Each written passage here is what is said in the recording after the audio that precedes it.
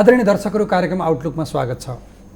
आज हामीले सत्तारूढ दल नेपाल कम्युनिस्ट पार्टीको सरकार बनेको झन्डै 1.5 वर्ष पुरा हुँदैछ र सँगसँगै पार्टी एकीकरण भएको पनि 1 वर्ष पुरा भएको छ र यस बीचमा सम्पन्न गरिसक्नुपर्ने भनिएका कामहरू आधाउधी अझै बाँकी छन् र सत्तारूढ दल स्वयं आफैमा सङ्क्रमणकालमा छ भन्यो भने पनि अन्यथा नहुने जस्तो स्थिति छ र सँगसँगै जनताका बीचमा सत्तारूढ दल तत्कालीन नेपाल कम्युनिस्ट पार्टी एमाले र माओवादी केन्द्र संयुक्त रूपमा वामपन्थी घोषणापत्र लिएर जाँदाखेरि जनताका बीचमा गरिएका वाचा कबुल र जनतालाई दिइएका आश्वासन पुरा भएनन् भन्ने विषयमा चौतर्फी रूपमा विभिन्न खालका टीका टिप्पणी उठेका छन् र सँगसँगै यही बीचमा सरकारले ल्याएका कतिपय विधेयक कानुनहरू विवादका घेरामा परेका छन् र गम्भीर बहस र विवाद चलिरहेको छ र साँच्चीकै नेपाल कम्युनिस्ट पार्टीले नेपालको नेतृत्व गर्न सक्ने तहमा छ वा साँच्चीकै नेपाल कम्युनिस्ट पार्टीले सङ्घर्ष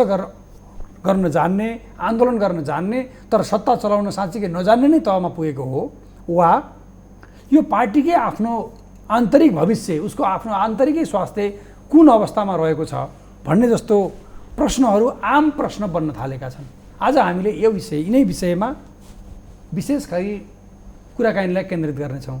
त्यसका लागि नेपाल कम्युनिस्ट पार्टीका स्थायी समितिका सदस्य र एकजना नेपाली समाजको सबैभन्दा बढी भरोसा गर्न सकिने वा भरोसा योग्य मानिएको र सबभन्दा बढ्ता सम्भवतः आलोचनाभित्रको सम्भवतः बढी लोकप्रिय नेता योगेश भट्टराई हुनुहुन्छ। योगेशजी, कार्यक्रममा यहाँलाई स्वागत छ। हस्, धन्यवाद।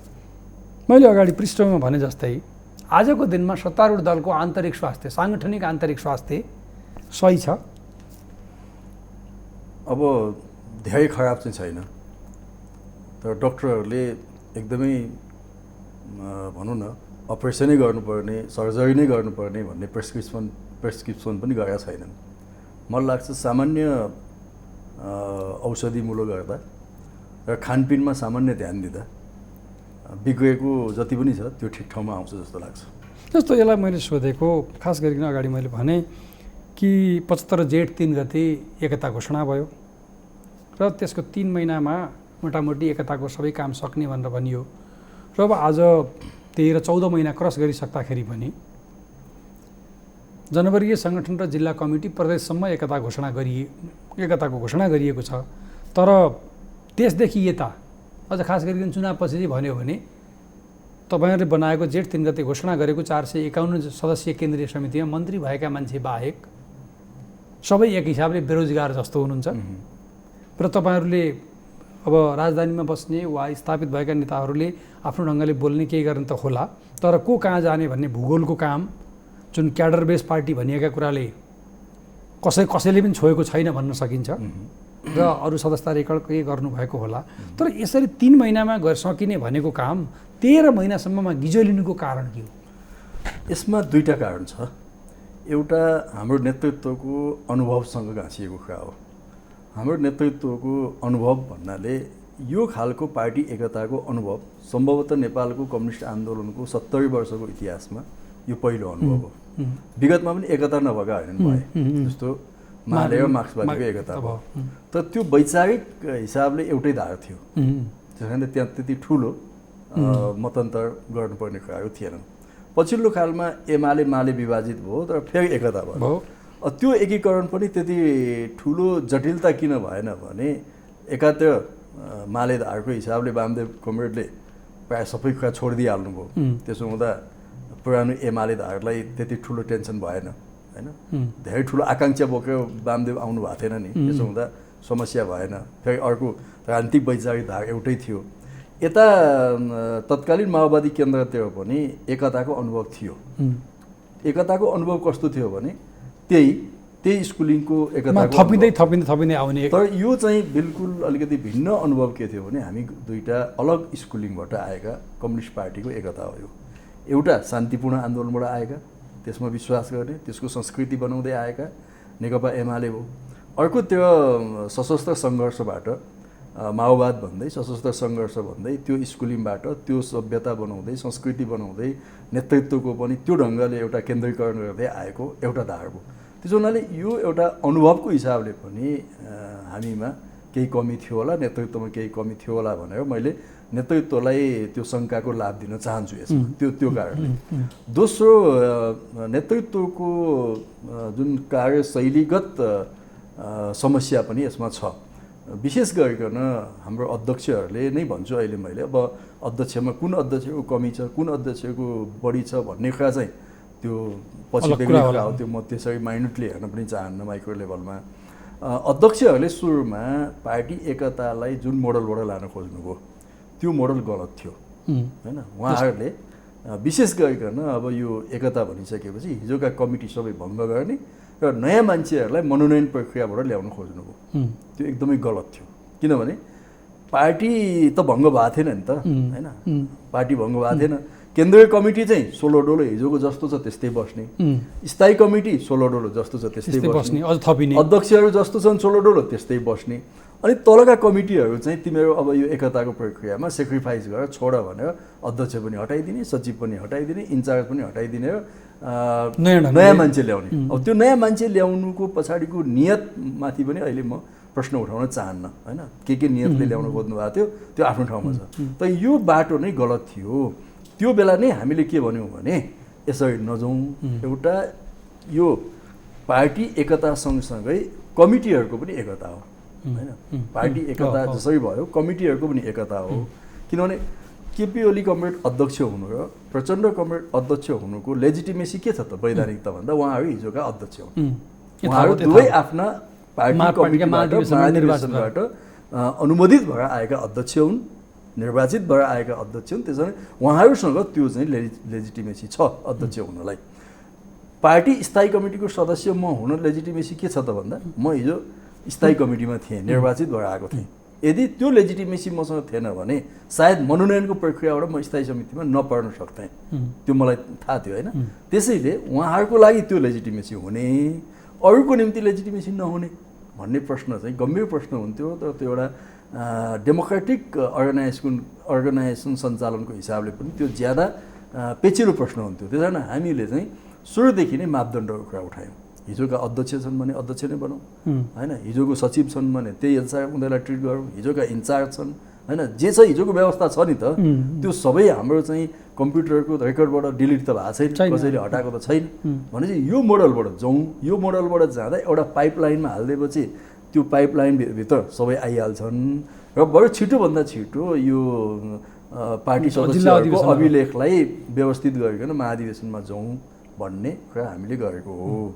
अध्यक्षहरूले, फेरि पनि अध्यक्षहरू नै भन्छु म अहिले, अध्यक्षहरूले यो कुरालाई त्यति वास्ता गर्नु भएन, नजरअन्दाज गर्नुभयो र अन्ततगत एकपछि अर्को समय व्यतीत हुँदै जाँदा यसमा इन्ट्रेस्ट ग्रुपहरू पनि प्रवेश गर्दै गए हैन। कुन ठाउँमा को अध्यक्ष ल्याउँदा कसलाई फाइदा हुन्छ, कसलाई बेफाइदा हुन्छ भन्ने एकपछि अर्को समय पाएपछि त खाली दिमाग शैतानका घर भने जस्तो इन्ट्रेस्ट ग्रुपहरू त त्यहाँ पसे नि। पस्यो भनेपछि त्यसले गुड लाउन थाल्यो। कोही केपी ओलीलाई भेट्न गए, कोही माधव नेपाललाई भेट्न गए, कोही प्रचण्डलाई भेट्न गए, अनि दौडधुप चल्यो नि त। फलानालाई अध्यक्ष बनाउनुपर्छ, फलानालाई इन्चार्ज बनाउनुपर्छ भनेपछि यस्तो ढङ्गले यो समय बाही हुँदै गर्दा यो ठाउँमा हामी आइपुग्यौँ। तर पछिल्लो कालमा जे भयो भने नेतृत्वले तुलनात्मक हिसाबले जिल्ला कमिटीहरूको र जनवर्गीय सङ्गठनको एकीकरणको प्रक्रियालाई ठिकै ढङ्गले टुङ्ग्याएको जस्तो मलाई लाग्छ। त्यो मलाई ठिकै लाग्छ, त्यसमा मेरो समर्थन नै छ। अब अरू जस्तो यो जिल्लाका इन्चार्जहरू तोक्ने, त्यसमा कार्यविभाजन छ नि, यसमा पनि मोलमोलाई भइरहेको छ कि। म दुवै अध्यक्षलाई तपाईँ मार्फत के भन्न चाहन्छु भने यसमा मोलमोलाई गर्नुपर्ने केही आवश्यकता छैन हैन। 441 जना केन्द्रीय सदस्य छन्, 441 जनाको क्षमता के छ दुवै अध्यक्षलाई थाहा छ। प्रस्ताव बनाउनुहोस्, सचिवालयमा पेश गर्नुहोस्, सचिवालयले प्रस्ताव बनाएर स्थायी समितिमा पेश गर्नुहोस्, त्यहाँ अलिअलि छाँटकाँट हुन्छ। ल मानौँ न मलाई कुनै डिपार्टमेन्ट दिनुभयो हैन, मानौँ स्थायी कमिटीले मेरो योग्यता त्यो डिपार्टमेन्टमा काम गर्ने छैन भनेर स्थायी कमिटीले चेन्ज गरिदियो भने मलाई राजी खुसी छ नि हैन। स्थायी कमिटीले मेरो योग्यतामाथि शङ्का गर्यो, त्यस कारण मलाई त्योभन्दा अलिक कम अर्को विभाग जिम्मा दिए पनि मलाई आपत्ति छैन, म भन्छु नि त। तर त्यो ट्रान्सपरेन्ट हुनु पऱ्यो, पारदर्शी हुनु पऱ्यो नि त। एउटा चाहिँ नि यत्रो पार्टी त जुन डेमोक्रेटिक अभ्यास जे भने एउटा चाहिँ तपाईँको के छ भने हिजो हाम्रो भूमिगत कार्यशैलीको त एक खालको छ। किनभने सबै काम त केन्द्रीकरण हुन्थ्यो नेतृत्वमाथि, विश्वास पनि हुन्थ्यो नि। तर आज त हामी एउटा लोकतान्त्रिक अभ्यासमा आएको हुनाले लोकतान्त्रिक अभ्यासको एउटा महत्त्वपूर्ण कुरा के हो भने सहभागिता र पारदर्शिता हो। त्यस कारणले मैले भन्न खोजे पनि पार्टीभित्र निर्णय प्रक्रियामा सहभागिता हुनुपर्छ र ती निर्णयहरू पारदर्शी ढङ्गले हुनुपर्छ होइन। पक्ष हुनसक्छ, विपक्ष हुनसक्छ। म त अझै अध्यक्षहरूलाई के भन्छु भने प्रस्ताव बनाउनुहोस्, केन्द्रीय कमिटीमा लानुहोस्, चित्त बुझेन भने भोटिङ गरिदिनुहोस् न। ल मैले भनेको कुरा चाहिँ नि भोटिङमा जितेन भने मैले त्यो कुरा त मान्छु नि, केन्द्रीय कमिटीको निर्णय हुन्छ नि, म त्यो मान्छु। तर कहीँ सहभागिता छैन, कहीँ छलफल छैन, जबरजस्ती ढङ्गले गर्न खोजिन्छ भने त्यो चाहिँ एउटा डेमोक्रेटिक प्रोसेस भएन। त्यस कारण मेरो त्यसमा आलोचना छ। तर आजसम्म नेतृत्वले एकदमै गलत बाटोमा पार्टी एकतालाई लगेको छ भन्ने मेरो निष्कर्ष होइन होइन। तर किनभने अप्ठ्यारो थियो, पार्टी एकता आफैमा अप्ठ्यारो कुरा हो, निकै जटिल कुरा थियो, जटिल कुरा हो। त्यसमा पनि के भने लगभग एउटा समान हैसियत भएका नेताहरूको व्यवस्थापन हो, त्यो पनि हामीले बुझ्नुपर्छ। केपी कमरेड एकदमै माथि अथवा प्रचण्ड कमरेड एकदम माथि, अरू तल होइन, केपीभन्दा प्रचण्ड तल, प्रचण्डभन्दा केपी तल भएको भए पनि ल तपाईँ यति तल हो यहाँ बस्नुहोस् भन्न सकिन्थ्यो। दुवै प्रधानमन्त्री भएर आएका छन्, अरू दुईवटा प्रधानमन्त्री भएकै नेताहरू छन् भनेपछि यसको व्यवस्थापन हो। त्यस कारणले यसको व्यवस्थापन गर्दाखेरि मैले सिकाउन खोजेको त होइन, मभन्दा जान्ने नै नेताहरू हुनुहुन्छ, यस्तो कति अप्ठ्यारो ठाउँहरूलाई पार लगाएर आएको नेताहरू हुनुहुन्छ, उहाँहरूप्रति मेरो पुरा विश्वास छ, ट्रस्ट छ होइन। तर उहाँहरू कहीँ अलमलिएको हो कि अथवा कुनै स्वार्थले उहाँहरू गाँजिनु भएको छ कि अथवा कुनै स्वार्थ समूहले उहाँहरूलाई घेराबन्दी गरेका छ कि, यो चाहिँ एउटा डिपार्टमेन्ट नै बनाएर रिसर्च गर्नुपर्ने जस्तो लागेको छ मलाई। जस्तो एकैछिन तपाईँले अगाडि भन्दाखेरि जुन प्रस्ताव बनाएर केन्द्रीय कमिटीमा वा कुनै कमिटीमा लैजाने भोटिङ गर्ने भन्नुभयो, भोटिङ गर्ने कुरा तपाईँको महाधिवेशनसम्मका लागि तपाईँ प्रतिबन्धित हुनुहुन्छ, हो परिबन्धमा हुनुहुन्छ, डकुमेन्टमा लेखिया छ। तर पारदर्शिता र जुन तपाईँले जे छलफल गर्ने, कमसेकम छलफल गर्ने, त्यसले त्यो भोटिङ गर्ने भनेको बाकसै थापेर भोट हाल्नु पर्दैन, बहुसङ्ख्यक सदस्यले के भन्छन् भन्ने ठानेर नेतृत्वले एसेस गर्ने। यस्तो भोटिङको कुरा कस्तो मैले उठाएको भने, मानौँ न तपाईँ र म दुवै सेन्ट्रल कमिटीमा छौँ, तपाईँलाई यो विभाग दिने कि मलाई यो विभाग दिने भन्ने शुभशङ्कर योगेशजीको भोटिङले त केही असर गर्दैन नि। प्रचण्ड र केपी ओली मध्ये एउटा मात्रै अध्यक्ष राखौँ भनेर भोटिङ हुँदा खतरा छ होइन, त्यो लेभलको भोटिङ गर्नु पनि हुँदैन होइन। अरू कतिपय वैचारिक मामलामा हामी छलफल गर्दै जाउँला भनेका छौँ, त्यस मामलामा आज भोटिङ गर्ने बेला भएको छैन होइन। यस्ता कतिपय जोखिमहरू हुन्छन् जुन भोटिङ गर्दा, जस्तो हामी जनमत सङ्ग्रह भन्छौँ नि, सामान्य कुरामा जनमत सङ्ग्रह गर्नु ठिक छ, तर खास के भोलि देशै टुक्रिने अवस्था आयो भने त हामी जतिसुकै लोकप्रिय मुद्दा भए पनि जनमत सङ्ग्रह मान्न सकिँदैन, रोक्नुपर्छ नि त त्यस्तो अवस्थामा। त्यसैले भोलि पार्टी नै विभाजन हुने तहमा गयो फेरि भने त त्यस्तो बेलामा त भोटिङको कुरा त औचित्य पुष्टि हुन सक्दैन। तर सामान्य मुद्दाहरूमा त मान्छेहरूलाई छलफल गरेर ल तपाईँलाई यो मान्नुहुन्छ कि मान्नुहुन्न भनेर सोध्ने कुराले पार्टीको एकतालाई केही पनि त्यसले नकारात्मक असर गर्दैन। त्यो ठिक। अर्को ठ्याक्कै यसमा भन्दाखेरि कमिटी जुन जेठ 3 गते तपाईँहरूले एकता घोषणा गर्ने बेलामा तपाईँले दुईवटा कुरा पास गर्नुभएको थियो भन्नु पऱ्यो। जुनसुकै विधिवा प्रक्रियाबाट घोषणा गरेर सुनाएर भए पनि जे गरेर भए पनि यसले दुईवटा अध्यक्षले हस्ताक्षर गरेका थिए अधिकांश डकुमेन्टमा। त्यो मध्येको राजनीतिक प्रतिवेदन र अन्तरिम विधान थियो। अन्तरिम विधान त तपाईँहरूले प्रकाशित गर्नुभयो, राजनीतिक प्रतिवेदन पार्टीको तर्फबाट प्रकाशित गर्नु भएन। र त्यो समयले एज एउटा कहिलेकाहीँ लेख्न रुचि राख्ने भएका कारणले त मैले मेरो सम्पादनमा त्यसलाई सार्वजनिक गर्ने सौभाग्य पाएँ, त्यो त राम्रो भयो। तर पार्टीले त्यो राजनीतिक प्रतिवेदन अफिसियली किन सार्वजनिक नगरे? अब तपाईँलाई म धन्यवादै दिन्छु, किनभने यसको कौतूहलता ज्यादा भइरहेको छ होइन। त्यो कौतूहलतालाई त्यो तिर्खालाई अलिकति प्यासलाई मेटाइदिनु भयो तपाईँले आफ्नो किताबमा यो प्रस्तावित डकुमेन्ट छापिदिनु भयो। आम पाठकहरूको निम्ति दुईवटा पार्टी एकीकरण हुँदाको राजनीतिक डकुमेन्ट के थियो भनेर त्यहाँ खोज्नेलाई त त्यो अवसर भयो, त्यसको लागि तपाईँलाई धन्यवादै छ होइन। तर हामीले यो प्रश्न स्थायी कमिटीमा पनि बारम्बार बैठकहरूमा राख्यौँ। एउटा कम्युनिस्ट पार्टी त विचारबाट चल्ने, राजनीतिबाट चल्ने हो। पहिलो त उसको विधानभन्दा पहिलो त उसको राजनीतिक प्रतिवेदन चाहियो नि। त्यो राजनीतिक प्रतिवेदनको बेसमा नै विधान बन्छ। विधान भने त बेसिकली पोलिटिकल पनि हो, तर काम चलाउने एउटा ज्यादा टेक्निकल कुरा हो। टेक्निकल डकुमेन्ट चाहिँ होइन पहिले आएको छ, पोलिटिकल डकुमेन्ट चाहिँ छैन। अब यसमा कुन ठाउँमा असमझदारीहरू छन्, केही मिसअन्डरस्ट्यान्डिङ छन् भने हामी फेरि भन्छौँ, म फेरि भन्छु कि त्यसलाई सचिवालयमा अथवा स्थायी कमिटीमा ल्याएर राजनीतिक दस्तावेजमा कि छलफल चलाउँ, होइन भने त्यो राजनीतिक दस्तावेजको आधारमा हाम्रो एकता भएको हो। अहिले चित्त बुझे पनि नबुझे पनि मैले माने पनि नमाने पनि होइन, मैले मेरो पार्टीको बैठकमा यो पार्टी एकताको साइन गर्ने अथोरिटी कमरेड केपी ओलीलाई भनेर त दिएँ नि त मैले। उतापट्टि साथीहरूले चाहिँ त यो पार्टी एकताको अथोरिटी प्रचण्डलाई छ, सही गर्नुहोस् यो शर्तमा भनेर त उहाँहरूले दिनुभयो नि त। भने दुईवटा अध्यक्षहरूले सही गरेर राजनीतिक प्रतिवेदन पास गऱ्यौँ, विधान पास गऱ्यौँ, निर्वाचन आयोगमा बुझायौँ, अब हाम्रो सङ्गठन यसरी जान्छ भनेर भनिसकेपछि त्यो डकुमेन्ट चाहिँ प्रकाशित नगर्नुको औचित्य चाहिँ पुष्टि हुँदैन होइन। अब डकुमेन्ट एकपल्ट छाप्नु पऱ्यो, छलफलमा लानु पऱ्यो। त्यो छलफलमा लाने क्रममा भोलि महाधिवेशन त अब हामी छिटै गर्दैछौँ। प्रचण्ड गभर्मेन्टले भनेको मैले पटक पटक सुन्छु कि 1 वर्षपछि महाधिवेशन हुन्छ भनिरहनु भएको छ। यदि त्यो डेड लाइनमा महाधिवेशन हुने हो भने त 6 महिनाभित्र त हामी पार्टीको वैचारिक राजनीतिक सङ्गठनात्मक मामला त छलफल पार्टी व्यापी लान्छौँ भने चाहिँ अर्को 6 महिनामा त राजनीतिक प्रतिवेदनमा छलफल हुन्छ नि त। त्यो क्रममा चित्त नबुझेका छन् भने त्यहाँ छलफल गरौँ, फरक मत छन् भने त्यहाँ छलफल गरौँ। माधव नेपालको नेतृत्वमा राजनीतिक प्रतिवेदन मस्यौदा कमिटी बन्या हो। त्यहाँ हिजोका दुवै पार्टीका प्रतिनिधि हुनुहुन्थ्यो। प्रतिनिधि पनि यस्तो कि सबभन्दा सिनियर होइन, त्यसमा त हामी जस्तालाई त राख्ने उहाँहरूले चान्सै थिएन नि। सबभन्दा सिनियर भनेका नेताहरू नै त्यहाँ बस्नु, सचिवालयभित्रैका मान्छे बस्नु। अनि सर्वसम्मत ढङ्गले हामीले राजनीतिक प्रतिवेदन पास गऱ्यौँ भनेर स्थायी कमिटीमा ल्यायो। त्यो पास भएको हो। पार्टी एकीकरणको घोषणा हुँदा त्यो राजनीतिक प्रतिवेदन पास भएको। त्यसको मूल जिस्ट भनेको आजको सन्दर्भमा हामीले जनताको जनवादलाई, समाजवाद उन्मुख जनताको जनवादलाई हाम्रो राजनीतिक कार्यदिशाको रूपमा मानेका छौँ। जनताको बहुदलीय जनवाद, 21औं शताब्दीको जनवाद, माओवाद जस्ता विषयवस्तुहरू महाधिवेशनको सन्दर्भमा छलफल गर्दै लगिनेछ भनेर टुङ्ग्याइएको छ।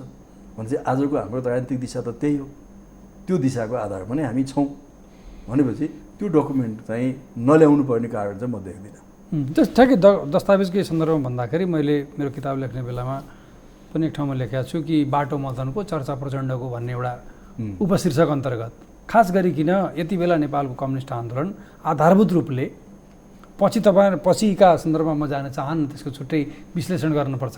पार्टी तत्कालीन नेकपा एमालेको 5औं महाधिवेशनपछि 9औं महाधिवेशनसम्म भएका 4वटा महाधिवेशनमा जनताको बहुदलीय जनवादलाई कसरी लेखियो भन्ने छुट्टै विश्लेषण गर्नुपर्छ।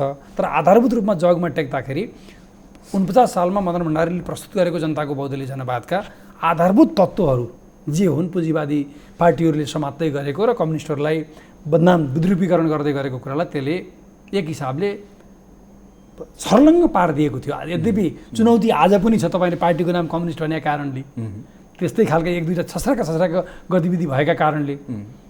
तर अब अहिले त्यति लोकतान्त्रिक, त्यति डेमोक्रेटिक भनिएको पार्टी एकता भएको 13-14 महिनासम्म र त्यो दस्तावेजभित्र प्रतिवेदन हेर्दाखेरि विशेष गरिकन व्यक्तिको नाम लिँदाखेरि मेरो अनुमान हो, मलाई थाहा छैन कि मैले यस ढङ्गले पछिल्लो समय तपाईँको पार्टीका दुईटै अध्यक्षसँग कुरा गरेका छैन तपाईँको यो प्रतिवेदनमा के असहमति हो भनेर। तर दुईटा मध्ये एउटाले यो चाहिँ छापिनुपर्छ भन्ने छ बाहिर सुनिएको कुरा, एउटाले त्यसको बारेमा केही पनि नबोलेको परिस्थिति छ। त्यो छापिनुपर्छ वा छापिनु पर्दैन वा के असहमति थियो अथवा के असहमति थिएन भन्ने। तर त्यहाँ दुईटा च्याप्टरमा केही कुराहरू लेखिएको छ। एउटा अघि तपाईँले भनेको राजनीतिक कार्यदिशा जुन विधानमा पनि एउटा प्रस्तावनामा छ, 3 गतेको घोषणामा पनि छ र पछि भन्दै आएको कुरामा पनि छ। तर एउटा च्याप्टरमा प्रचण्डले नेतृत्व गरेको जनयुद्ध र त्यो जनयुद्धले प्राप्त गरेको उपलब्धिको एउटा छ र अर्को चाहिँ आधारभूत रूपले मदन भण्डारीको विषयको मूल्याङ्कन र जनताको बहुदलीय जनवादले र खास गरिकन राजनीतिक प्रतिस्पर्धाबाट श्रेष्ठता हासिल गर्ने कुराले नेपालको कम्युनिस्ट आन्दोलनलाई रक्षात्मकबाट आक्रामक बनाएको, जिस्टमा भन्दाखेरि शब्द त्यही नपरे पनि यो कुराको व्याख्या गरिएको छ। कतै त्यो दुईटा व्याख्याभित्र अहिले तपाईँले भनिएका व्यवस्थापन गर्नुपर्ने अरू बाँकी उस्तै वेट भएका, मदनको त अब आज हुनुहुन्न, केही चर्चा समस्या भएन, जीवित मध्ये प्रचण्डको त्यहाँ अलि बढ्ता चर्चा भयो। अब बाँकी 3 जना रहनुभयो, 3 जनाहरूका बारेमा कुनै चर्चा नभएको तर फेरि उहाँहरूले पास गरेका कारणले त्यसमा अप्ठ्यारो परेन पछि। अब यसमा हामीले देख्दै नदेखेको अनुमानका भरमा कुनै पनि कुराको बारेमा निष्कर्ष निकाल्न सकिँदैन। प्रचण्ड कामरेड र केपी कामरेडको बिचमा राजनीतिक प्रतिवेदन छाप्ने कुरामा विमति भएको मलाई थाहा छैन। त्यसमा विमति भएको मैले सुने पनि छैन, त्यो खालको काहीँ मैले छलफलमा भाग लिएको पनि छैन हैन। अब के कारणले यो छापिराखेका छैन भनेर हामीले पटक पटक सोधिराखेका छौँ। अब दुवै अध्यक्षहरू अध्ययनशील हुनुहुन्छ, झन् केही अध्ययन गर्दै हुनुहुन्छ अझै पनि होइन। म त्यो विश्वास गर्छु काहीँ नमिलेको छ भने मिलाउन खोजिरहनु भएको छ कि यदि अब मिलाउने हो भने त्यो फेरि म के भन्छु भने एकपल्ट स्थायी समितिले ओन गरिसकेको हुनाले के कुरा नमिलेको त्यो स्थायी कमिटीमा ल्याए हुन्छ मेरो विचारमा। तर दुवै अध्यक्षको बिचमा यसमा ठुलो विमति प्रकट भएको छ जस्तो मलाई लाग्दैन। उहाँहरूले यसलाई समझदारीपूर्ण ढङ्गले नै लिनुहुन्छ। अब जहाँसम्म बहुदलीय जनवाद अथवा चाहिँ माओवादी धाराको कुरा छ त्यो लुकाएर लुकिने कुरा होइन। बहुदलीय जनवादको धारा विशेष गरिकन नेकपा मालेले तत्कालीन मालेले चौथो महाधिवेशनमा त्यसको भ्रूण 46 सालको भदौमा हामीले चौथो महाधिवेशन गर्दा त्यहाँ भ्रूण उत्पन्न भएको हो। त्यसमा हामीले बहुदलीय प्रतिस्पर्धा सहितको व्यवस्थाको नयाँ जनवादको कुरा गरेको एक दुई लाइन हामीले चर्चा गऱ्यौँ। यसरी जान सकिन्छ भनेर गऱ्यौँ। त्यो कुरालाई विकास गर्दै लाँदा कमरेड मदन भण्डारीले 5औं महाधिवेशनमा जनताको बहुदलीय जनवाद चाहिँ नेपाली क्रान्तिको कार्यक्रम हो है भनेर नामाकरण पनि गऱ्यौँ। त्यसका विशेषताहरू पनि 14वटा विशेषताको रूपमा उल्लेख गऱ्यौँ। कतिपय हिजोका हाम्रो परम्परागत व्याख्याहरूमाथि पनि हामीले समीक्षा गरेर नयाँ व्याख्या पनि गऱ्यौँ। मार्क्सवादी मेथोडोलोजीबाट गऱ्यौँ त्यो सबै कुरा। तर जनताको बहुदलीय जनवाद बन्यो, त्यो नेपाली समाजमा लोकप्रिय बन्यो, त्यसको जगमा नेकपा एमाले बन्यो, अगाडि बढ्दै गयौँ, जनसमर्थन पनि प्राप्त गर्दै गयौँ। त्यो सिद्धान्तले वैधानिकता पनि पाउँदै गयो, भ्यालिडिटी पनि प्राप्त गर्दै गयो र पछि 7औं 8औं 9औं महाधिवेशनसम्म आउँदाखेरि चाहिँ हामीले त्यसलाई एकपछि अर्को मार्गदर्शक सिद्धान्त नेपाली क्रान्तिको सिद्धान्तको तहमा त्यसलाई विकास गर्यौँ। अर्कोतिर कमरेड प्रचण्डले नै नेतृत्व गरेको तत्कालीन माओवादी केन्द्र अनेक बन्दै आउँदाखेरि उहाँहरूले माओवादको जगबाट त्यसलाई व्याख्या गर्दै जानुभयो।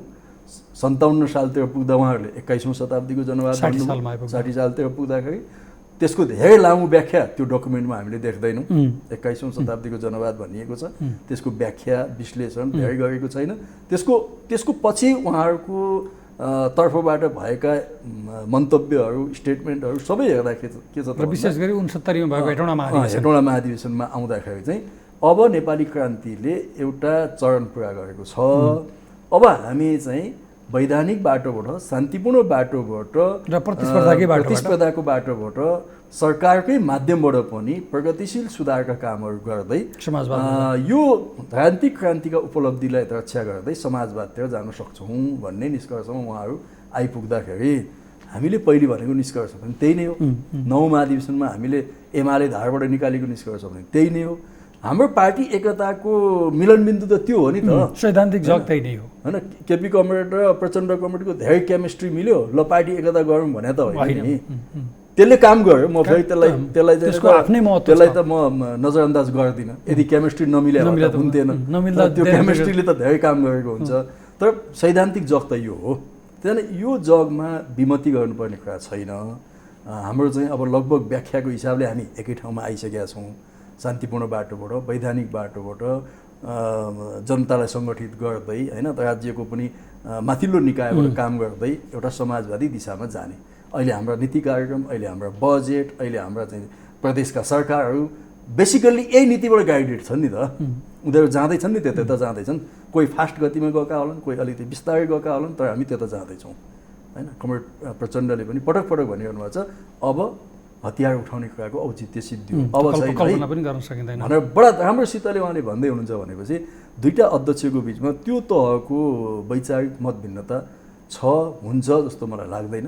भएछ भने पनि त्यो पार्टीभित्र छलफल हुने कुरालाई स्वस्थ ढङ्गले मान्नुपर्छ। अब आउने भनौँ न, अहिले हामीले जनताको जनवाद भनेका छौँ, महाधिवेशनमा पनि जनताको जनवादै भन्छौँ कि जनताको बहुदलीय जनवाद भन्छौँ कि समाजवाद भन्छौँ कि होइन। यो अहिले पूर्व धेरै छलफल गरेर होइन बल्झाएर चाहिँ अनि माओवादी र एमालेको रङ्ग छुट्याइराख्ने र त्यसमा आफ्नो स्वार्थ सिद्ध गर्न कतिपय फरक खोजिराखेको मैले देख्छु। मिडियामा चर्चामा कतिपय नेताहरूको अभिव्यक्तिहरू त्यो ढङ्गले देख्छु। अहिले रङ्ग छुट्याउने कुरा चाहिँ राम्रो होइन। पछिल्लो स्टेटमेन्ट नै तपाईँको पार्टीका लागि सबभन्दा हितकर होला सायद। कि आज जुन जसरी मार्क्सवादी र मालेको मिलन भएको थियो त्यो एउटा आफ्नै खालको परिवेशमा थियो त्यसले त्यति समस्या ल्याएन। तर आज त झन् सबभन्दा ठुला दुईटा आन्दोलनबाट आएको यति ठुलो सिनर्जी उत्पन्न गरेर नयाँ ठाउँमा तपाईँहरू आइसकेको बेलामा सत्तारूढ दल नै अलमल परेका कारणले त्यसको असर पर्यो कि भन्ने छलफल गऱ्यौँ हामीले अहिलेसम्म। र तपाईँ सरकारमा हुनुहुन्न, त्यसको सरकारकै कामको आधिकारिक नबताउनु होला, तर फेरि पनि सरकारमा भएका नेताहरूले भन्दा बढ्ता सडकबाट पनि, सदनबाट पनि, बाहिरबाट पनि र हामीहरू जस्ता आलोचक यो सरकारलाई मन नपर्ने मान्छेहरूका मुखबाट पनि कुरा सुनेका आधारमा भन्यो भने सरकारले लिएका कतिपय स्टेपहरू, कतिपय भनेको अघिल्लो वर्षको बजेट प्रस्तुतदेखि अहिले पछिल्लो पटक आएको गुठी विधेयकसम्म आउँदाखेरि र खास गरिकन पार्लियामेन्ट्री डेमोक्रेसीको दुर्भाग्य हुनुपर्छ होला सायद यो सहर सडकमा पर्ने इलाइट क्लास सरकारको सँगको दूरी बढ्दै जाँदाखेरि यस्ता डेमोक्रेसीहरू असफल भएका र सरकारहरू असफल भएका प्रशस्त उदाहरणहरू छन्। र अहिले तपाईँ त्यसैमा अभ्यास गर्दै हुनुहुन्छ, नाम जे भने पनि। यसभन्दा अगाडि तपाईँ र मैले छलफल गरेका कुरालाई बिर्सिदिने हो भने ठ्याक्कै त्यसैमा हामी गर्दैछौँ। तर यसमा एकपछि अर्को चरम विवादमा पर्दै आउनुभएको छ। एउटा तपाईँले भन्नु त नभनिदिनु होला कि म आफै भनिदिन्छु, quote unquote Nepal communist party नाम गरेका कारणले, यो कम्युनिस्ट पार्टी भएको कारणले यो डिक्टेटरसिपको बाटोमा जान्छ भनेर चुनावभन्दा पहिल्यैबाट यो पार्टीलाई भन्न थालिएको थियो। त्यो अभियान जारी छ। त्यो अभियानलाई यथोचित तपाईँहरूले आफ्नो ढङ्गले सम्मान मात्र गरिदियो हुन्छ, त्यसलाई अट्याक गर्नु पर्दैन। तर यो विवाद जे भइराखेको छ नि, यो तपाईँहरू सत्तारूढ दलको सङ्क्रमण कालले असर गरेको हो वा सरकारको कार्यशैली यसमा जिम्मेवार छ, वा मैले समेत अस्वीकार गरेकै साँच्चीकै चाहिने अथोरिटेरियन बाटोमा जाने तपाईँहरूलाई रहर छ? पहिलो कुरा एउटा स्पष्ट गर्छु, नेपाल कम्युनिस्ट पार्टी नेकपा र अरू सरकार अथवा अरूको हिसाबले छलफल गर्दा हामी कोही पनि अलग अलग अस्तित्वका मान्छे होइनौँ। हामी सबै त्यो नेपाल कम्युनिस्ट पार्टीभित्रका मान्छे हो। त्यसकारणले प्रधानमन्त्रीले सञ्चार मन्त्री मान्य गोकुल बास्कोटालाई प्रवक्ता नियुक्ति गर्नुभएको छ। त्यो उहाँ सरकारको प्रवक्ता हो घोषित रूपमा। तर यो नेपाल कम्युनिस्ट पार्टीका 8 लाख सदस्यहरू कुनै न कुनै हिसाबले यो सरकारका अघोषित प्रवक्ता हुन् र त्यो 8 लाख भित्र म छु नि। त्यसको सबैभन्दा माथि त्यो 8 लाख भित्र मध्येको पनि त्यो दायित्व हरदम मैले पुरा गर्नुपर्छ जस्तो मलाई लाग्छ हैन। म घोषित नहुँ, केही छैन हैन, अफिसियल नहुँ, केही छैन, तर मेरो दायित्व हो कि यो कुनै न कुनै हिसाबले मसँग जोडिएको विषय हो, राजनीति हो, पार्टी हो, आन्दोलन हो भनेपछि पर किनारमा बसेर ताली बजाएर धर्मिता हेरेर बस्ने मेरो चाहिँ त्यो जिम्मेवारी होइन। यदि त्यो मैले गरेँ, विगतको स्वभाव पनि आएन, त्यो मैले गरेँ भने म पार्टी कल्चरबाट विमुख हुन्छु। त्यो कुरा मैले बुझेको छु। अब जहाँसम्म पार्टीभित्रका बहस छलफलमा फेरि म अलग हुँ, इन्टिटी हुँ हैन, अर्को कोही साथी अलग हो, त्यहाँ हाम्रो बहस मत विवादन हुनसक्छ। पार्टीभित्रको मुद्दामा कोही पनि प्रवक्ता छैन। आफ्नै प्रवक्ता हो, त्यो केपी ओली आफ्नै प्रवक्ता हो, प्रचण्ड आफ्नै प्रवक्ता हो, म आफै प्रवक्ता हो पार्टीभित्रका मुद्दामा हैन, जुन हामी एकताको प्रक्रियामा सहमत असहमत आदि इत्यादि, त्यो हामी अलग अलग हो। त्यो कुनै एक ठाउँ जोड्नु पर्दैन। तर जब पार्टी सरकारको प्रश्न आउँछ हामी सबै प्रवक्ता हौँ। त्यस कारणले यो सरकारलाई पटक पटक हामीले भनेका छौँ कि पछाडि हट्ने छुट छैन, असफल हुने छुट छैन, स्पेसै छैन के, त्यो ठाउँै छैन। त्यहाँदेखि यसले अगाडि मात्रै देख्नु पर्यो। अगाडि देख्नु पर्यो भन्नुको मतलब पछाडि कसरी आयौँ भन्ने कुरा चाहिँ ख्याल चाहिँ गर्नुपर्छ है। अगाडि मात्रै जाने भन्ने कुराले पछाडि आएको बाटो चाहिँ बिर्सिनु चाहिँ हुँदैन। त्यस कारणले हामी सरकारको सन्दर्भमा यो 1 वर्ष 15 महिना जति 16 महिना कति 16 महिना पुग्दै गर्दा यो गएको वर्षलाई हामीले के भन्यौँ भने यो एउटा आधार वर्ष भन्यौँ। हामीले कानुन बनाउनु पर्ने थियो, हामीले संरचना बनाउनु पर्ने थियो हैन।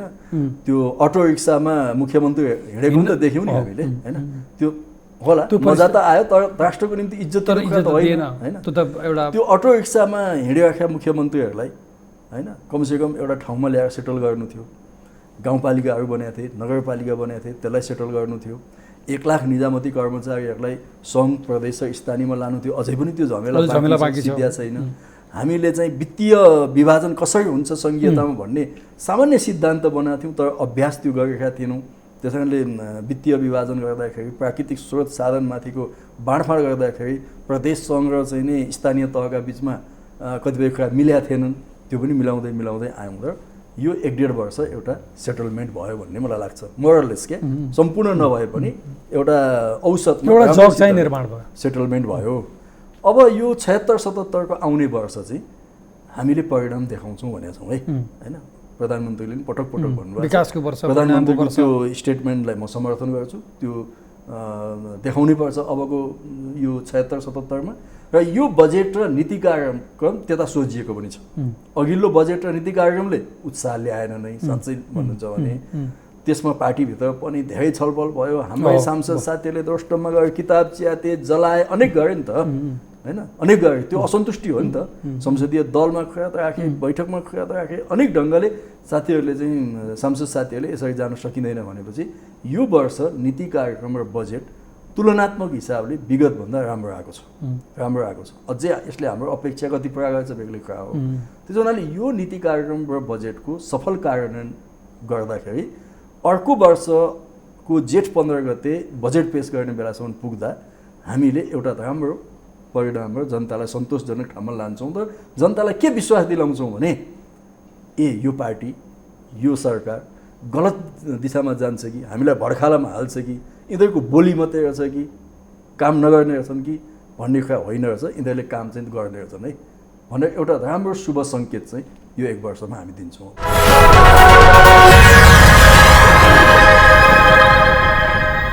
जस्तो अहिले पछिल्लो पटक बहसमा आएको जुन फन्डामेन्टल राइट्स मध्येका 27-28वटा कानुनहरू बनाउनु भयो ती प्रशंसायोग्य नै थिए एकाधमा केसैमा आलोचना भयो केही पहिल्यै बनेका फौजदारी देवानी संहिता जस्ता लागू हुने बेलामा मात्र सबैले थाहा पाएर त्यसमा विरोध गरेर सच्याउने काम पनि भयो त्यो पनि प्रशंसायोग्य नै थियो र सामान्यतया मिडियाले वा सिभिल सोसाइटीले सधैँभर प्रशंसा गरेर बस्दैन टिप्पणी गर्छ त्यो टिप्पणी विरोध होइन र यो अहिले सरकारलाई लाग्दैछ कि यो सरकार नजिकबाट हामीले हेर्दाखेरि सरकार चाहिँ नि सामान्य टिप्पणी वा आलोचनालाई नै विरोध मान्ने वा चाहिँ दुश्मनले नै हामीमाथि अट्याक गर्यो कि भन्ने ढङ्गले जस्तो देखिने एक दोस्रो कुरा पछिल्लो पटक झस्केलाबाट मिडिया काउन्सिल विधेयक ल्याइयो र सिङ्गो मिडियादेखि जुन एउटा साँच्चीकै डेमोक्रेटिक र अर्को सोकल डेमोक्रेटिक दुवै थरी पक्षलाई चाहिँ नि उद्वेलित बनाउने काम भइरहेको छ आजसम्म मैले बुझेँ अब हामी एउटा लोकतान्त्रिक आन्दोलनबाट आएको हुनाले त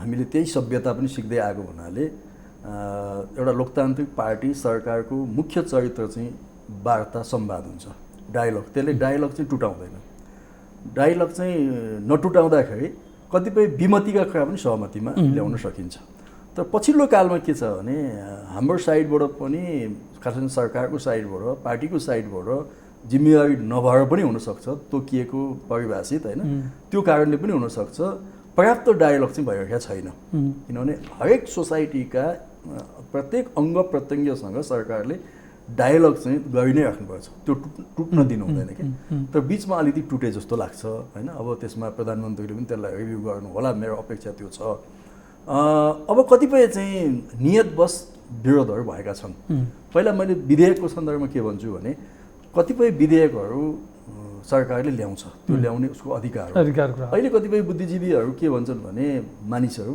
यो त सरकारले ल्याउनै पाउँदैन नि भन्छन् ल मानौँ न हामीले ल्यायौँ सरकारले ल्यायौँ गलत रहेछ भने त भोलि तपाईँले त्यो विधेयकलाई पब्लिकमा लगेर यिनीहरूले गलत विधेयक ल्यायो भनेर त्यसको विकल्पमा आफू लोकप्रिय भएर आउन कोसिस गर्नु पऱ्यो नि त होइन हामीले मानौँ गलत गऱ्यौँ म विश्वास गर्छु कि मैले मेरो पार्टीले गलत गर्दैन भन्ने मलाई विश्वास छ तर मानौँ गलत गऱ्यौँ सच्याउने बाटो त त्यहाँ छ नि त तर हामीलाई गर्नै पाउँदैन भन्ने होइन हामी के कुन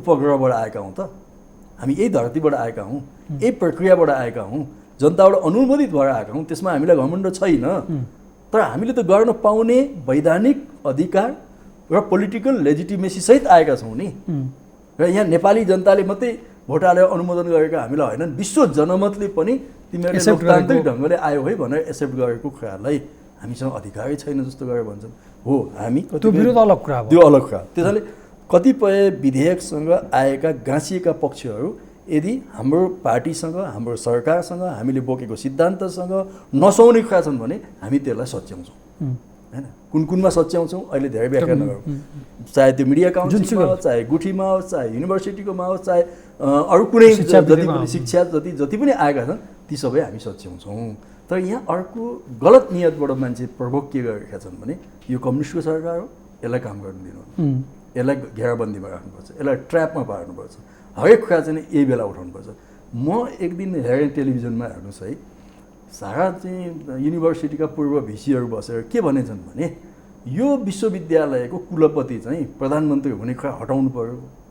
ल सरकारले पुरा विश्वविद्यालयलाई हस्तक्षेप गर्न लाग्यो, प्रधानमन्त्रीलाई कुलपति बनायो। मैले सम्झेँ ती भिसी भएका बेलामा को कुलपति थियो? गिरिजाबाबु नै हुनुहुन्थ्यो, शेरबहादुर नै हुनुहुन्थ्यो, सूर्यबहादुर नै हुनुहुन्थ्यो। उनीहरूलाई कुलपति मान्न तिनीहरूलाई केही आइतबार पर्खिनु परेन होइन, साष्टाङ्ग दण्डवत गर्दै गए ती उपकुलपतिहरू, हजुर कुलपतिज्यू भन्दै। केपी ओलीलाई अथवा प्रचण्डलाई अथवा माधव नेपाललाई अथवा एबिसिडी कसैलाई कुलपति मान्नुपर्ने अवस्था आउँदाखेरि त्यो भन्ने हो। दुनियाँमा के छ, विश्वविद्यालयको आफ्नो आफ्नो ट्रेन्ड छ। कहीँ कुलपतिहरू भोटिङबाट आएका छन्, कहीँ राष्ट्रपति छन्, कहीँ प्रधानमन्त्री छन्, अनेक मोडल छन् होइन। त्यसमा व्याख्या गरौँ न, कुन मोडल हुन्छ भन्ने व्याख्या गर्न सकिएला। तर प्रधानमन्त्रीलाई कुलपति बनाएर विश्वविद्यालय राजनीतिक हिसाबले चौपट बनायो भनेर 20 वर्ष त्यही खाने, त्यही खाएर आज आएर विरोध गर्ने होइन। म तयार छु उनीहरूसँग छलफल गर्न कि ल ठिक छ विश्वविद्यालय कुलपति प्रधानमन्त्री नबनाउने, द्याट्स फाइन, ठिक छ, ओके, यसले राम्रो दिशा पक्रिन्छ भने जाउँ त्यतै। तर यिनीहरूको नियत ठिक छैन कि जो त्यो उठाउँदैछन्। यस्तो तरिकाले जस्तो गुठीको कुरा आयो, गुठीको पक्ष र विपक्ष दुइटै छ नि शुभजी होइन। 10,000 मान्छे दाङका सर्वसाधारण थारू किसानहरू गुठीका नाममा बेदखल गरिएका छन् र सुकुम्बासी बनेका छन्। जनकपुरको गुठीका नाममा सुकुम्बासी बनेका छन्। गुठीका नाममा व्यक्तिले गुठीको जग्गामा 10 तले घर बनाएर भाडा खाइरहेका छ, सामन्त बनिरहेको छ, खाइरहेका छ। अनि यसमा पनि त पक्ष विपक्ष छ नि। ल ठिक छ, हामी बडा प्रष्ट के छौँ भने गुठीको परम्परागत संरचना भत्काउन, सांस्कृतिक सम्पदा हो, त्यो कायम हुन्छ। त्यसमाथि चाहिँ नै को भोलि त्यसको गुठीको हर्ताकर्ता कसले बनाउने, को बनाउने, त्यो उहाँहरू नै बनाउनुहोस्, जसरी बनाउँदै हुनुहुन्छ बनाउनुहोस्। तर त्यो स्वामित्व कसको हो, यसमाथिको बहस हो नि त। ती 10,000 दङ्गाली किसानहरू जो गुठीका नाममा बेदखल गरे तिनीहरूको पुनर्स्थापना कसरी हुन्छ? जनकपुरको गुठीको जग्गामा 10औं तला घर बनाएर भाडा खानेहरूले त्यो घर जमिन छोड्नुपर्छ कि पर्दैन होइन? न तिनीहरूले गुठीलाई केही तिरेका छन्, न राज्यलाई केही तिरेका छन्, निजी मान्छे मोटाएको छ। राज्य दोहन भएको छ। पशुपतिनाथमा आफ्नो परम्परा छ, ठिक छ, त्यो चलोस् होइन। तर त्यहाँ सम्पत्ति कति छ, कसरी आउँछ, कति आउँछ, त्यो कहाँ छ भन्ने कुरा तपाईँ हाम्रो जानकारीको विषय हो कि होइन? त्यो पाउनुपर्ने हो कि होइन? राज्यले जानकारी पाउनुपर्ने हो कि होइन? हामी त सबभन्दा बढी त्यसको चाहिँ जानकारी हुनुपर्छ। यहाँ हल्ला के भने ओहो ल कम्युनिस्ट आए, धर्म मान्दैन भन्थे, संस्कृत मान्दैन भन्थे, हो रहेछ भने सर्वसाधारण मान्छेलाई निकालेछ। म ती सबै काठमाडौँवासी नेवार समुदायलाई पनि के भन्न चाहन्छु भने यो स्याल हो, यहाँ पछि नलाग्नुहोस्। तपाईँका गुठीका परम्परागत जे छन् त्यो हुन्छन्, कायम हुन्छन्, परम्परागत सांस्कृतिक मान्यता। गुठीका नाममा केही सीमित हातमा गर्न सकिने केही मानिसहरू जो आर्थिक हिसाबले मोटाएका छन् होइन, हामीले तिनीहरूको आर्थिक अधिकार चाहिँ नै उनीहरूको हातमा दिनु हुँदैन भनेको हो। सांस्कृतिक अधिकार हुन्छ, राज्य दोहन गर्ने पाइँदैन। तपाईँ सोझा साझा मान्छेलाई ठगेर म गुठीको मालिक हुँ भनेर खुट्टा ढोकाउन पाइँदैन। हामीले भने यही हो, त्यहाँ राज्यले केही न केही हेर्छ हो। अब यसमा केही मिल्या छैन, कतिपय चाहिँ नि अब भनेका आशंका जस्ता गुठीका विधेयकहरू आएका छन् भने बसौँ न, डायलग गरौँ, छलफल गरौँ। तपाईँहरूको प्रतिनिधि पनि आउनुहोस्, गुठीसँग सम्बन्धित प्रतिनिधि आउनुहोस्, सरकार पनि बस्छ, अरू बुद्धिजीवी पनि बसौँ, लाइभ डिस्कसन गरौँ न। ल टेलिभिजन राखेर लाइभ डिस्कसन गरौँ। हाम्रा मन्त्रीहरूले किन यो मिडिया काउन्सिल विधेयक ल्याउनु पर्यो, किन म चाहिँ ऊ गुठी विधेयक ल्याउनु पर्यो, त्यो छलफल गर्छौँ। तर 20 वर्ष कुलपतिलाई खुट्टा ढोकेर अब कुलपति प्रधानमन्त्री बनाउनु भएन भन्ने कुराको चाहिँ कुनै ऱ्यासनल लजिक चाहिँ होइन त्यो होइन। ठ्याक्कै यसैमा योगेशजी मैले भन्दाखेरि मैले अगाडि सुरुमै भनेको एउटा, मैले त किताबमा पनि लेखेको छु, यो किताबमा पनि लेखेको छु र एबिसीले सबभन्दा भोकल रूपमा, तपाईँ जतिकै भोकल रूपमा क्वेसन गर्दै के भनिराखेको छ भने पार्टीको नाम नेपाल कम्युनिस्ट पार्टी भएका कारणले मात्र पनि र यसले जनताको पक्ष बहुसङ्ख्यक जनताको पक्षमा काम गर्छ भनेका कारणले यसलाई अनडेमोक्रेटिक बाटोमा जान्छ। यो अधिनायकवादी बाटोमा जान्छ भनेर तपाईँहरूमाथि चुनौती आउने कुरा पूर्व घोषित पूर्व अनुमानित नै हो। तर त्यही बिचमा जस्तो गुठीको तपाईँले भन्नुभयो कि आज सबैभन्दा नेपालमा व्यवस्थापन गर्नुपर्ने कुनै विषय बाँकी छ भने गुठीका नाममा र सार्वजनिक सम्पत्ति दुरुपयोग गर्नेहरूलाई ट्र्याकमा ल्याउनु पर्ने सबभन्दा चर्को आवाज पनि त उठिराखेको छ। ललिता निवास प्रकरणदेखि सबै भन्यो भने त राज्यको सम्पत्ति दुरुपयोग भयो भने हो, दोहन गर्न पाइन्न भने हो, ठिकै थियो त्यो। तर त्यसलाई तपाईँले संविधानमा व्यवस्था गरेको फन्डामेन्टल राइट तपाईँले बनाएको र तपाईँले सबभन्दा बढ्ता ओनरसिप लिएको, हामीले प्रशंसा गरेको संविधानका प्रेस स्वतन्त्रता सम्बन्धी कुराहरूलाई तपाईँले त्यही बेलामै एट्याक गर्ने, कर्टेल गर्ने खाले, एट्याक पनि भन्दैन, कर्टेल गर्ने खालले। अनि जसले विधेयक प्रस्तुतकर्ता हो उसले अरू मान्छे नै होइन जसरी चाहिँ नि च्यालेन्ज गर्ने। अनि त्यही बेलामा तपाईँले राम्रो गर्न खोजेको कुरा पनि त्यही बेलामा परिसकेपछि त तपाईँलाई त नराम्रो भन्नु नै थियो, तपाईँलाई अधिनायकवादी भन्नु नै थियो। यी सबै त बेलाका संयोग मात्रै हुन्, संयोग परेका हुन् यी सबै कुराहरू। तर जस्तो प्रेसकै कुरामा आउँदा योगेशजी, प्रेसको सन्दर्भमा तपाईँ पार्टीको लामो समयसम्म पहिला पूर्व पार्टीको लामो समयसम्म प्रचार विभागमा बसेको र सबभन्दा बढी राम्ररी बुझेको र तपाईँ हामीले पहिला कहिले सङ्गठनमा काम गर्दाखेरि पनि प्रेसका बारेको महत्त्व के छ भन्ने कुरा धेरै राम्ररी बुझेका कारणले पनि भन्दा आज मिडिया काउन्सिल विधेयकका नाममा जुन तर्साउने काम जे भयो र सञ्चार मन्त्रालयले जुन मिडिया हाउसहरूलाई तर्साउने काम जे भइराखेको छ नि, तपाईँले यसलाई ठिक भयो भन्नुहुन्छ? होइन, त्यो तहमा तर्साएको जस्तो मलाई लाग्दैन। जस्तो मैले तपाईँलाई उदाहरण भने जस्तो भनौँ न, व्यक्तिगत हिसाबले कहिलेकाहीँ मेरो स्वभावले कतिपय मान्छे रिसाउँछ, तर त्यसलाई नेपाल कम्युनिस्ट पार्टीसँग सिङ्गो अथोरिटीसँग जोड्नु भएन। म बदमास हुनसक्छु, म खराब हुनसक्छु, मेरो स्वभाव गलत हुनसक्छ, त्यो मन नपर्छ, व्यक्ति मन नपर्छ, अनेक हुनसक्छ। त्यस कारणले आजको सञ्चार मन्त्रीजीले जसरी डिलिङ गरिरहनु भएको छ, मलाई के विश्वास छ भने उहाँको आशय गलत छ जस्तो लाग्दैन, उहाँको मन पापी छ जस्तो पनि मलाई लाग्दैन। होइन, उहाँ ओपनै मान्छे हो, भित्र जे छ बाहिर पनि त्यही भन्ने मान्छे हो। अब कतिपय प्रस्तुतिमा शैलीगत हिसाबले नमिलेको कारणले पत्रकार साथीहरूमा चोट पुगेको होला, त्यसलाई हामी पार्टीभित्र पनि छलफल गर्छौँ। होइन, तर यहाँ केही जस्तो भनौँ न, हामी बडा स्पष्ट के पर्छ भने पहिलो कुरा त मिडियामाथि कुनै अङ्कुश हाम्रो सरकारले लाउँदैन। यसमा हाम्रो तर विधेयकले ब्ल्याक एन्ड व्हाइट है, ब्ल्याक एन्ड व्हाइट म चाहिँ कुरा हो यो, होइन, एकदम ब्ल्याक एन्ड व्हाइट कुरा हो। मिडियामाथि अङ्कुश हुँदैन। प्रेस स्वतन्त्रता हामी प्रतिबद्धता मात्रै होइन कि प्रेस स्वतन्त्रताको रक्षा गर्ने दायित्व पनि हाम्रो हो। प्रतिबद्धता मात्रै होइन, दायित्व पनि हो आजको दिनमा हाम्रो। त्यस कारण त्यो दायित्व सम्पूर्ण ढङ्गले हामी पुरा गर्छौँ। प्रेस स्वतन्त्रता रक्षा गर्ने दायित्व पुरा गर्छौँ। होइन, कुनै अवाञ्छित ठाउँबाट प्रेसमाथि हस्तक्षेप भयो भने त्यसबाट पनि प्रेसलाई जोगाउँछौँ हामी। खालि यसमा मात्रै होइन कि अवाञ्छित ठाउँहरूबाट कहिलेकाहीँ हस्तक्षेप हुन्छ नि, त्यस्तो बेला पनि प्रेसलाई जोगाउँछौँ। त्यो दायित्व पनि हाम्रो हो।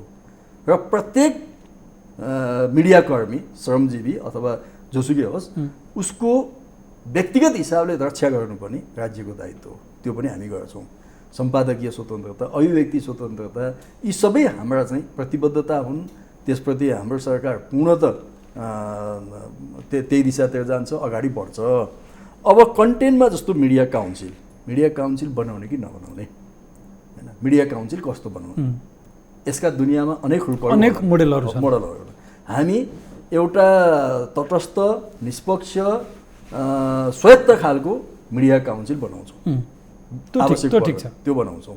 र त्यो मिडिया काउन्सिलले प्रेस क्षेत्रको, होइन, उसले अनुगमन गर्छ, रक्षा गर्छ कि त्यसले चाहिँ त्यसलाई सप्रेस गर्छ? आज प्रश्न त यही उठ्या छ। होइन, मैले भनिहालेँ, हामी जब राज्य नै रक्षा गर्ने दायित्व छ राखेका जे प्रोभिजन राखियो, तपाईँलाई मैले उदाहरणको लागि त्यो प्रोभिजनमा मैले त्यो थाहा पाएको छु। जस्तो भनौँ न, दण्ड सजायको कुरा महल होला, कतिपय अरू महल होला, त्यसमा हामी पुनर्विचार गरौँ न। कुनै ठुलो कुरा छैन, गठन प्रक्रियामै पुनर्विचार गरौँ न। कुन ठुलो कुरा हो? ल, एउटा चाहिँ त पूर्व न्यायाधीश अथवा एकदम वरिष्ठ कोही व्यक्तिकै अध्यक्षतामा मिडिया काउन्सिल बनाउला नि त, के ठुलो कुरा हो? होइन, बार काउन्सिल छ, अर्को काउन्सिल छ, मेडिकल काउन्सिल छ, होइन, अनेक छन् नि त। यी चाहिँ आयोगहरू छन् भनेपछि ल, मिडियालाई चाहिँ त अलिकति सभ्य बनाउने, अलिकति स्वनियन्त्रण पनि बस्ने, होइन, स्टेटको आचार संहिताभित्र पनि उहाँहरू बस्ने, तर त्यसभित्र उहाँहरू चाहिँ पुरा फ्रिली काम गर्ने, होइन। एउटा लिमिटेसन त हुन्छ राज्यको, होइन। त्यो लिमिटेसनभित्र जस्तो भनौँ न, साम्प्रदायिक दङ्गा मचाउन पाइँदैन, त्यो त clear cut, सार्वभौम सत्ता गर्न clear cut पाइँदैन भने यी लिमिटेसन भयो नि।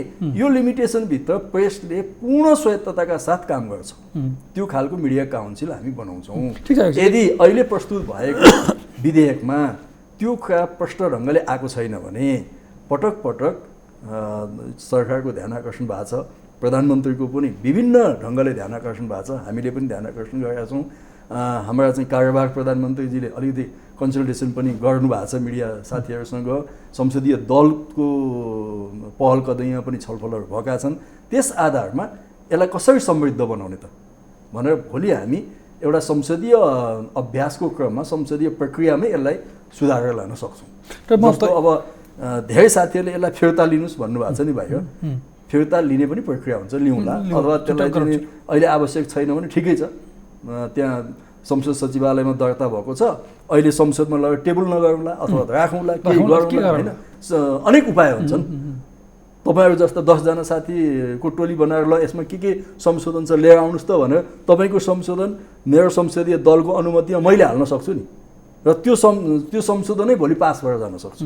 त्यहाँदेखि यसमा धेरै ठुलो आपत्ति गरेर नेपाल कम्युनिस्ट पार्टीको सरकार एकदम नियन्त्रणमुखी भयो कि एकदम अनुदारवादतिर जाँदैछ कि?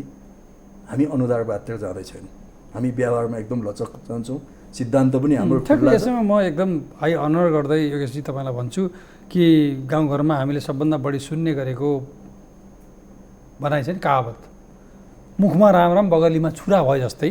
तपाईँ जिम्मेवार नेता मार्फत मैले तपाईँबाट जवाफ चाहिँ धेरै नमाग्दै अर्को विषयमा कुरा गरौँला।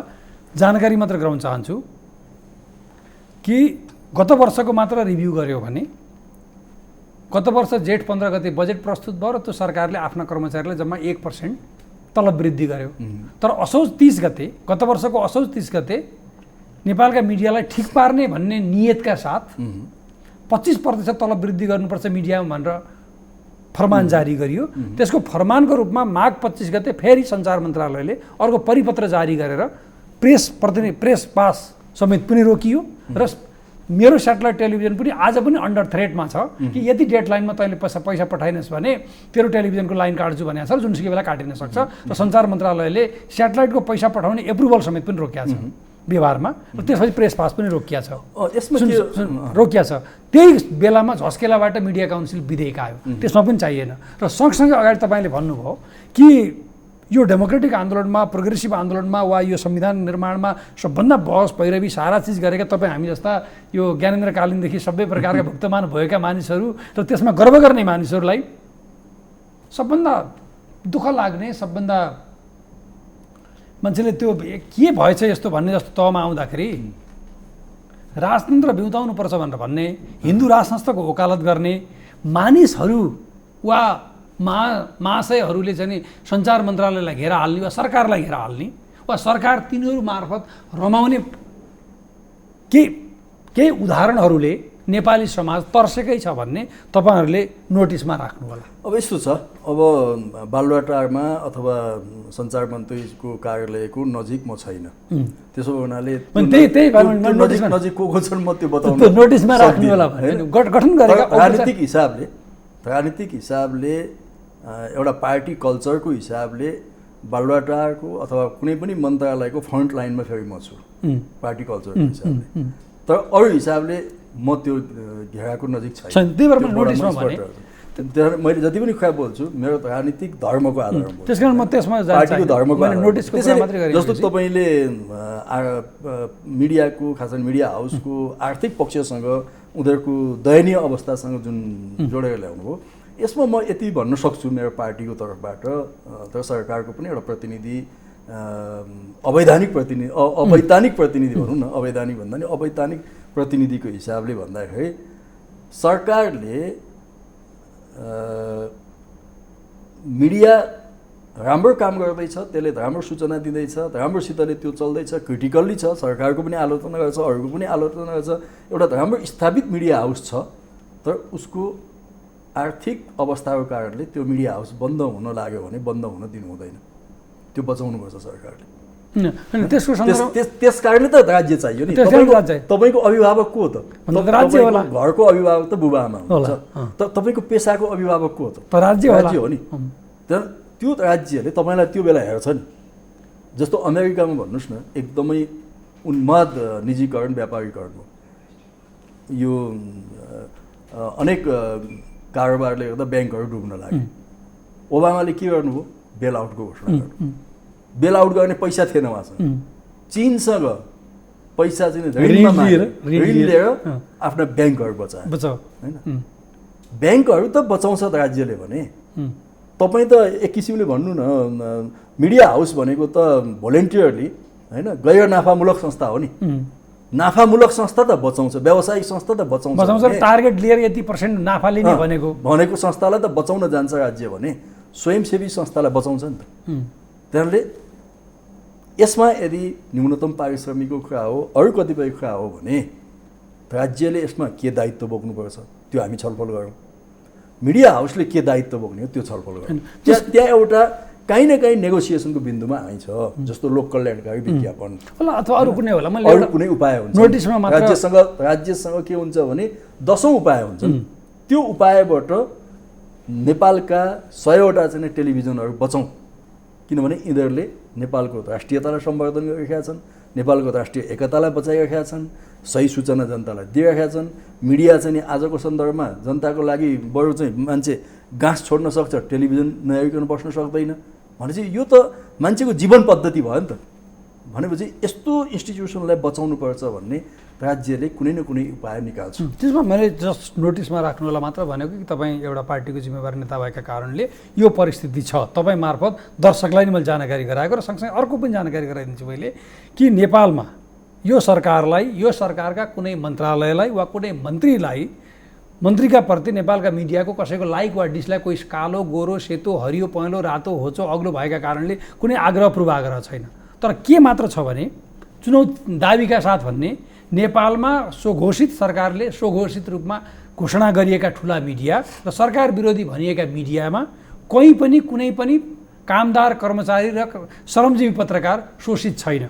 शोषित छ भने तपाईहरु जस्तै पार्टीले चलाएका अनलाइन वा साप्ताहिक पत्रिका वा पाक्षिक पत्रिका के पत्रिका पार्टीका गुटका उपगुटलाई बचाउनका लागि योगेश भट्टराईलाई दनक दिनका लागि अर्को कुनै एउटा क्षेत्रीय केसीले चलाएको अनलाइन वा पत्रिका वा चाहिँ कुनै केसीलाई योगेश भट्टराईले चलाएको अनलाइन वा पत्रिकाले दनक दिनकोमा भएको भए होला, नभए ठुला मिडियामा कुनै समस्या छैन, खैर यो अलग कुरा भयो।